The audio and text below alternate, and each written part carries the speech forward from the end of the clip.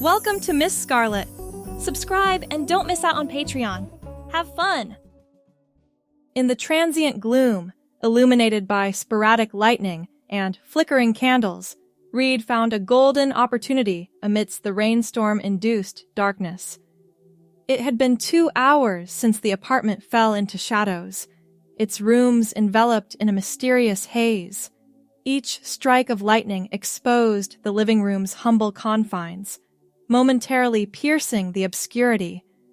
Before a full-length mirror leaned against the wall, Reed transformed with careful precision. They applied lipstick, the candle's flame glimmering across the glossy finish. The candlelight highlighted the exquisite detail of their cocktail dress, a beguiling golden hue, purchased months ago but worn sparingly since. The unforeseen power outage provided the perfect cover, a fleeting chance to become Brielle, a secret self waiting to be unveiled. The dress, a silken embrace, accentuated Reed's figure, its deep golden fabric radiant even under the softest glow, embodying a transient autonomy in the midst of a storm. His blonde hair, normally cut short and professional for his accounting job, was hidden beneath a wig of the same color, but with long, flowing locks that brushed against his shoulders. He'd spent months practicing with makeup tutorials, and tonight's look, even by candlelight, was his best work yet. A sudden knocking at the door froze him mid-application. "Hello? Reed? It's Kendra from 4B. Just checking if you're okay with the blackout." Reed's heart hammered in his chest. He hadn't spoken to his neighbor much beyond hallway pleasantries in the 8 months since moving in. She seemed nice enough, always smiling, carrying art supplies to and from her apartment, but they'd never shared more than a 2-minute conversation about the building's temperamental heating system. "Just a minute!" he called out, his voice higher than intended. He looked frantically around the apartment. There was nowhere to hide, no time to change. Another knock. "Sorry to bother you. I'm just checking on everyone on our floor. Management asked if I could since I have extra flashlights." Reed took a deep breath. The candlelight caught his reflection. Golden dress, makeup, the long blonde hair cascading down. For a brief, wild moment, he considered not answering, pretending to be out. Instead, he walked to the door, heels clicking softly on the hardwood floor, and opened it just enough to peer out. Kendra stood in the hallway, flashlight in hand. Her red hair was pulled back in a messy bun, and she wore paint-splattered overalls over a black turtleneck. "Hi, I just wanted to make sure you had—" Her words stopped abruptly as the beam of her flashlight illuminated Reed. Her eyes widened, taking in the full transformation. "Oh," she said simply. Then, "I'm sorry for interrupting." Reed's fingers tightened on the door edge. "It's not." He paused, then sighed. "Actually, it's exactly what it looks like." They stood in awkward silence for a moment. Lightning flashed outside, briefly illuminating the hallway. "Do you have candles?" Kendra finally asked, her voice casual, as though she hadn't just discovered her neighbor in full feminine attire. "Yes," Reed replied, surprised by the mundane question. "Several." "Good. Management says power might be out until morning." She hesitated. "Listen, I don't mean to intrude, but would you like some company? I've got wine in my apartment, and sitting alone in the dark gets old pretty fast." Reed blinked, uncertain if he'd heard correctly. "You want to hang out? With me? Like this?" Kendra shrugged. "Why not? Unless you'd prefer to be alone. I completely understand if this is your private time." The sincerity in her voice made something in Reed's chest loosen. Actually, company would be nice, but I should probably change first. Don't on my account, Kendra said. Unless you're uncomfortable. I'm an artist. I've seen it all, trust me. Nothing shocks me anymore. Reed hesitated, then opened the door wider. Come in then. I have some cheese and crackers we could have with that wine. Kendra entered, her flashlight beam bouncing across the walls of Reed's meticulously organized apartment. She settled on the couch while Reed lit a few more candles, placing them strategically around the living room. So, Kendra said once they were both seated. Reed perched carefully on the edge of an armchair, conscious of his dress. Do you have a name? When you're like this? Brielle, Reed answered, the name feeling both foreign and familiar on his lips. He'd never said it aloud to another person before. Beautiful name, Kendra nodded. Should I call you Brielle tonight? The question was simple but profound. Reed felt something shift inside him, a door opening that had been locked for years. Yes, she said. I'd like that. The candlelight danced across the walls as they talked. Kendra brought over the promised wine, a decent Cabernet, and they worked their way through it as the rain continued outside.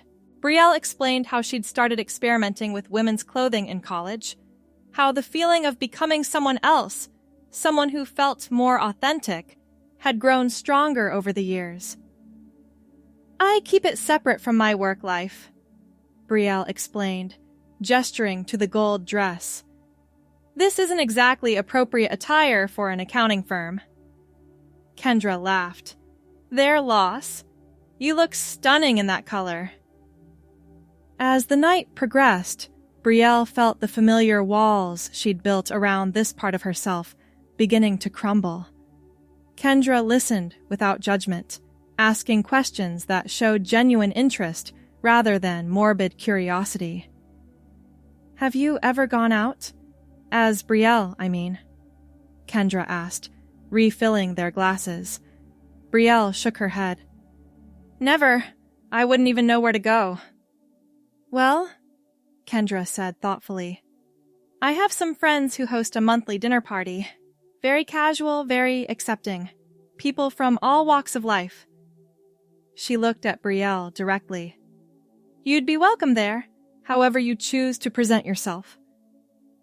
The offer hung in the air between them, laden with possibility. I don't know, Brielle replied, uncertainty creeping into her voice.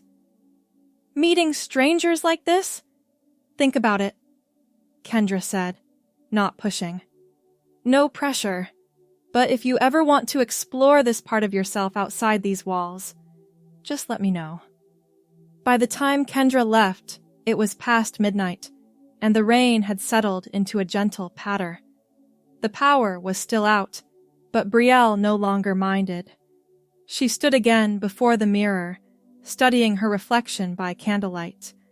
The person looking back seemed more real than ever before. That night, she slept in the dress, unwilling to break the spell that had been cast. When morning came, and with it the return of electricity, Brielle carefully removed the makeup, stored the dress in its hiding place at the back of the closet, and became Reed again. But something had changed. A door had been opened that couldn't be closed again. 3 weeks later, Brielle stood outside an unfamiliar apartment building, wearing a simple navy blue wrap dress and low heels. Her blonde hair was styled in soft waves, and her makeup was subtle but polished. She clutched a bottle of wine nervously as she checked the address Kendra had texted her for the 5th time. You made it! Kendra appeared at the entrance, wearing a green jumpsuit that complemented her red hair. You look fantastic. I'm terrified, Brielle admitted. Don't be. These are the most accepting people you'll ever meet. Kendra linked arms with her. Ready? The apartment belonged to a couple named Michael and David. It was spacious and modern, with floor-to-ceiling windows that offered a view of the city skyline. About a dozen people milled about, chatting and laughing. Kendra introduced Brielle to everyone, and to her surprise, no one batted an eye at her presence. Kendra mentioned you work in accounting, said David, handing Brielle a glass of sparkling water. I'm in finance myself, investment banking. The conversation flowed naturally into a discussion about work, and Brielle found herself relaxing, momentarily forgetting about her dress and makeup as she delved into the details of her recent projects. Throughout the evening, Brielle met people from various backgrounds: a professor, a nurse, a graphic designer. Some were straight, some gay, some bisexual. One woman, Marina, talked about her transition 5 years ago. The early days were the hardest, Marina confided as they sat on the balcony, city lights twinkling below. But finding a community made all the difference. I'm not sure what I am yet, Brielle admitted. Sometimes I feel like I'm playing dress-up, and other times it feels more real than your everyday life, Marina suggested. Brielle nodded, relieved that someone understood. There's no rush to figure it out, Marina said, and no rules about how to be. Some people cross-dress occasionally, some transition fully, and others find themselves somewhere in between. The journey is yours. By the end of the night, Brielle had exchanged phone numbers with several people and had been invited to a casual lunch the following weekend. As Kendra walked her home, Brielle felt a lightness she hadn't experienced before. Thank you, she said when they reached her apartment door. That was eye-opening. Told you they were great, Kendra grinned. Same time next month? I'd like that, Brielle replied. Over the next several months, Brielle became a regular at the monthly dinner parties. She expanded her wardrobe, adding casual maxi dresses for weekend brunches, pencil skirts for dinner outings, and even a pair of designer jeans that Marina helped her pick out for a more casual feminine look. Her apartment underwent a subtle transformation as well. The hidden box of feminine items at the back of her closet gave way to an organized section of women's clothing. Makeup no longer needed to be stashed away, but had its own dedicated space on the bathroom counter.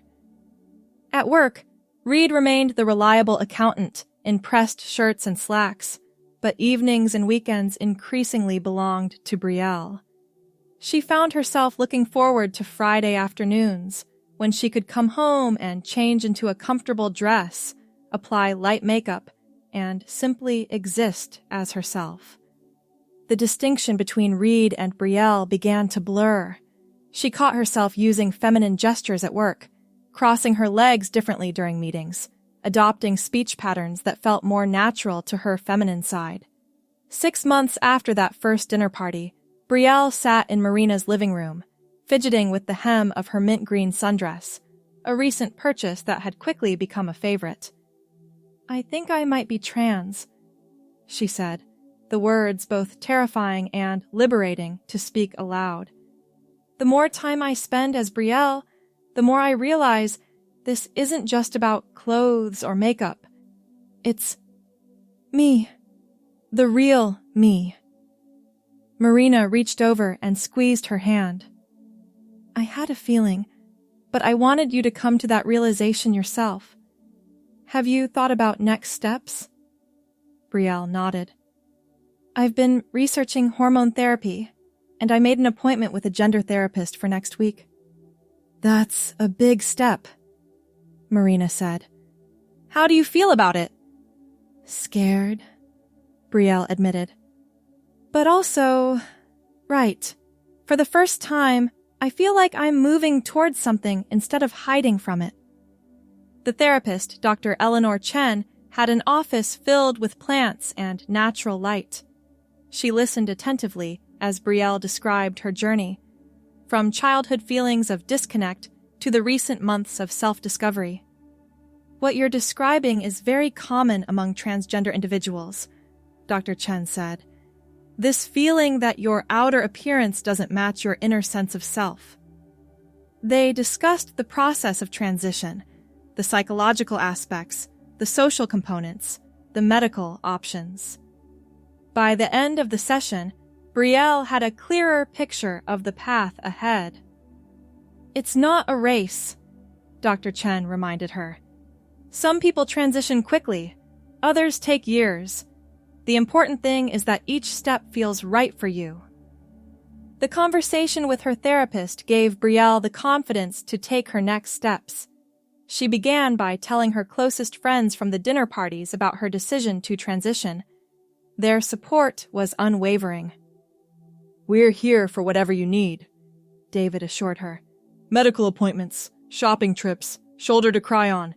Just name it. Work presented a more complex challenge. After 3 months of hormone therapy, subtle changes were becoming noticeable. Softer skin, the beginning of breast development, a slight redistribution of body fat.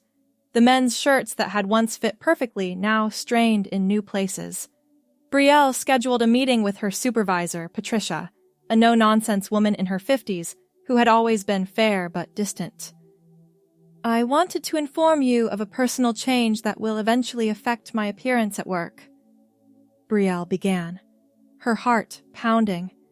She'd rehearsed this speech countless times with Dr. Chen and Kendra.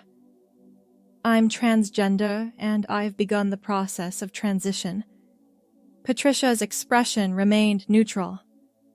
I see. And how would you like us to support you through this process? The question, so practical and straightforward, caught Brielle off guard. She'd prepared for resistance, confusion, even hostility, but not immediate acceptance. Eventually, I'd like to present as female at work.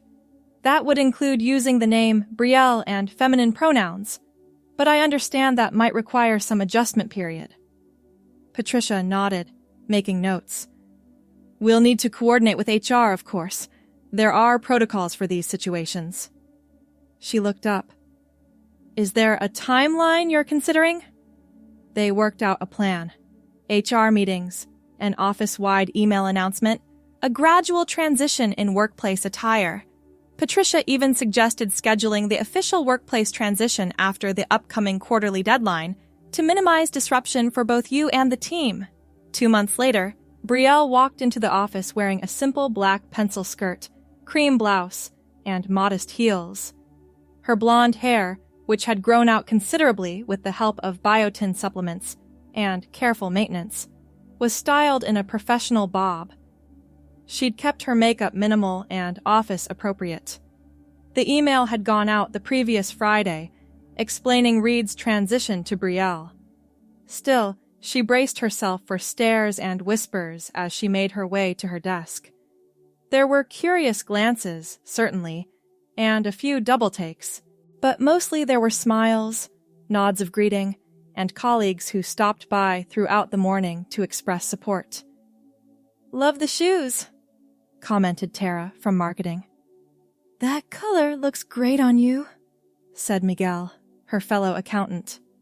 By lunchtime, the initial awkwardness had largely dissipated. Brielle found herself joining her regular lunch group, the conversation shifting naturally from her transition to the upcoming client presentations. Not everyone was immediately comfortable, of course. She noticed how Robert from legal avoided making eye contact during the afternoon meeting, how some colleagues stumbled over pronouns, how conversations sometimes halted when she approached the break room. But these moments were fewer than she'd feared. As weeks passed, Brielle settled into her new normal. She built a professional wardrobe focused on classic pieces in subdued patterns and colors, charcoal gray suits, navy dresses, cream and pale blue blouses. She found comfortable yet professional shoes that could handle a full day of office work. Her collection of casual weekend wear expanded to include more of the mint green sundresses she loved, comfortable jeans, and casual tops. 6 months into her public transition, Brielle hosted a small dinner party in her apartment, the first time she'd entertained as her authentic self. Kendra helped with the preparations, arranging flowers and setting up a makeshift bar on the kitchen counter. "Remember that night during the blackout?" Kendra asked as they prepared appetizers. "When I first met Brielle?" Brielle smiled, slicing cheese for the charcuterie board.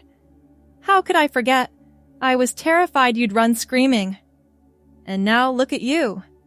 Kendra gestured around the apartment, which had been transformed over the months.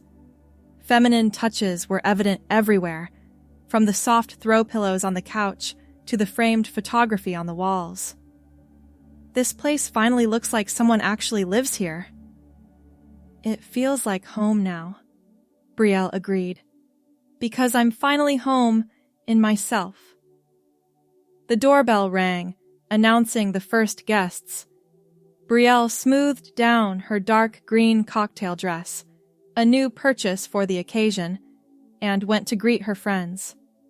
The evening was filled with laughter, good food, and a sense of belonging that Brielle had once thought impossible. As she looked around at the people gathered in her living room, Marina deep in conversation with David about a book they'd both read, Michael and Kendra debating the merits of different painting techniques, new friends mixing with old, she felt a profound gratitude. Later, after the guests had left and she was cleaning up, Brielle found a small gift bag Kendra had left behind.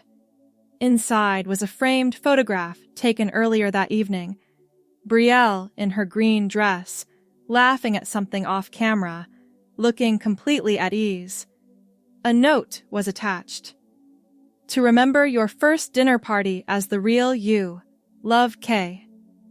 Brielle placed the frame on her bedside table, a tangible reminder of how far she'd come from that candlelit night in a golden dress. A year after beginning hormone therapy, Brielle sat in Dr. Chen's office for their regular session. The changes in her appearance were now pronounced. Softer features, more feminine body contours, her natural blonde hair grown past her shoulders. "How are you feeling about your progress?" Dr. Chen asked. "Honestly, better than I ever imagined," Brielle replied. "There are still hard days, of course. Moments of dysphoria, times when a stranger's stare cuts deeper than it should. But overall," she smiled, "I feel congruent, like the person in the mirror finally matches the person inside." "That's wonderful to hear," Dr. Chen said. "And what about your support network? Is that still strong?" "Stronger than ever," Brielle confirmed. "Kendra and I have become best friends. The dinner party group is like family now. Even my coworkers have been surprisingly supportive. I got promoted last month." "Congratulations! That's significant." "It is. I was worried my transition might affect my career prospects.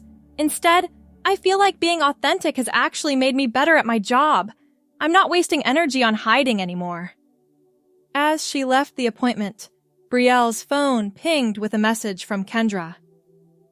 "Dinner tonight? Marina and David are in town." Brielle smiled and typed a quick reply. "Absolutely. My place at 7? I'll cook." She stopped at the market on her way home, selecting fresh ingredients for a simple pasta dish. Her apartment welcomed her. Bright, airy, filled with plants and personal touches that reflected her personality. No more hidden boxes, no more secrets. Just Brielle, living her life honestly. That evening, as she chopped vegetables in her kitchen, wearing comfortable leggings and an oversized sweater, hair pulled back in a casual ponytail, Brielle reflected on the winding path that had led her here. From candlelit confessions to hormone therapy, from tentative steps in high heels to confidently walking into client meetings as her true self. The doorbell rang, announcing her friend's arrival. Brielle wiped her hands on a dish towel and went to welcome them, grateful for the power outage that had changed everything, For the neighbor who had seen her, truly seen her, and for the courage she'd found to become herself. As she opened the door, the warmth of friendship and acceptance washed over her. This was her life now, authentic, connected, and filled with possibility. A life where the person she presented to the world matched the person she had always been inside. A life where Brielle wasn't a secret identity or an occasional indulgence, but simply who she was. "Come in," she said, her voice confident and clear. "Dinner's almost ready." Marina hugged her as she entered. "Love the new hair," she commented, noticing Brielle had added some subtle layers to her blonde locks. "It frames your face perfectly." "Thanks." Brielle smiled. "I'm finally figuring out what works for me." David handed her a bottle of wine. "To continue discoveries," he toasted, once they were settled with glasses in hand. "And to the journey ahead," Brielle added, clinking her glass against theirs. Whatever challenges that journey might bring, she would face them as her authentic self, no longer hidden by candlelight, but standing proudly in the full light of day. Thanks for watching, my girlies! Be sure to check out Patreon for more!